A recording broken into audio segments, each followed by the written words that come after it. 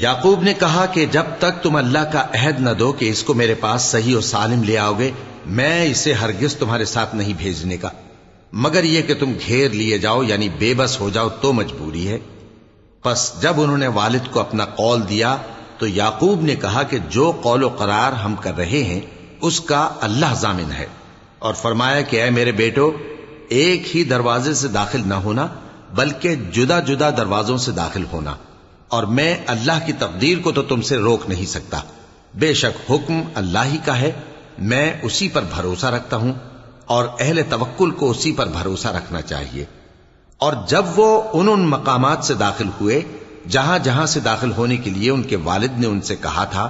تو وہ تدبیر اللہ کے حکم کو ذرا بھی ٹال نہیں سکتی تھی۔ ہاں،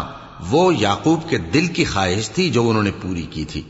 اور بے شک وہ صاحب علم تھے، کیونکہ ہم نے ان کو علم سکھایا تھا، لیکن اکثر لوگ نہیں جانتے۔ اور جب وہ لوگ یوسف کے پاس پہنچے تو یوسف نے اپنے حقیقی بھائی کو اپنے پاس جگہ دی اور کہا کہ میں تمہارا بھائی ہوں، تو جو سلوک یہ ہمارے ساتھ کرتے رہے ہیں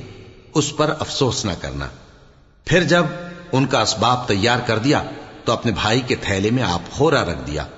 پھر جب وہ آبادی سے باہر نکل گئے تو ایک پکارنے والے نے آواز دی کہ قافلے والو، تم تو چور ہو۔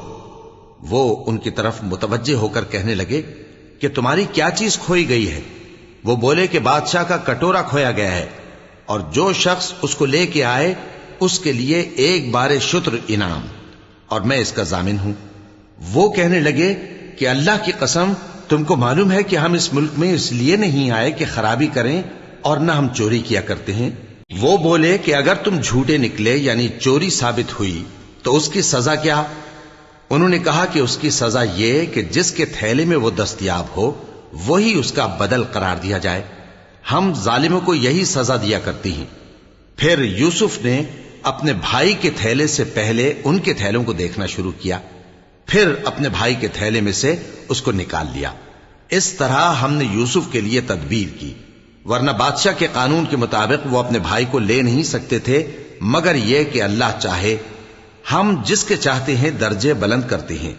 اور ہر علم والے سے بڑھ کر ایک بڑا علم والا ہے۔ برادران یوسف نے کہا کہ اگر اس نے چوری کی ہو تو کچھ عجب نہیں کہ اس کے ایک بھائی نے بھی پہلے چوری کی تھی، مگر یوسف نے اس بات کو اپنے دل میں مخفی رکھا اور ان پر ظاہر نہ ہونے دیا، یعنی زیر لب کہا کہ تم بڑے برے ہو، اور جو تم بیان کرتے ہو اللہ اسے خوب جانتا ہے۔ وہ کہنے لگے کہ اے عزیز، اس کے والد بہت بوڑھے ہیں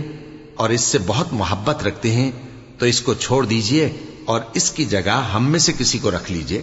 ہم دیکھتے ہیں کہ آپ احسان کرنے والے ہیں۔ یوسف نے کہا کہ اللہ پناہ میں رکھے کہ جس شخص کے پاس ہم نے اپنی چیز پائی ہے اس کے سوا کسی اور کو پکڑ لیں،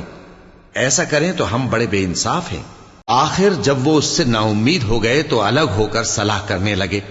سب سے بڑے نے کہا، کیا تم نہیں جانتے کہ تمہارے والد نے تم سے اللہ کا عہد لیا ہے، اور اس سے پہلے بھی تم یوسف کے بارے میں قصور کر چکے ہو؟ تو جب تک والد صاحب مجھے اجازت نہ دیں میں تو اس جگہ سے ہلنے کا نہیں، یا اللہ میرے لیے کوئی فیصلہ کرے، اور وہ سب سے بہتر فیصلہ کرنے والا ہے۔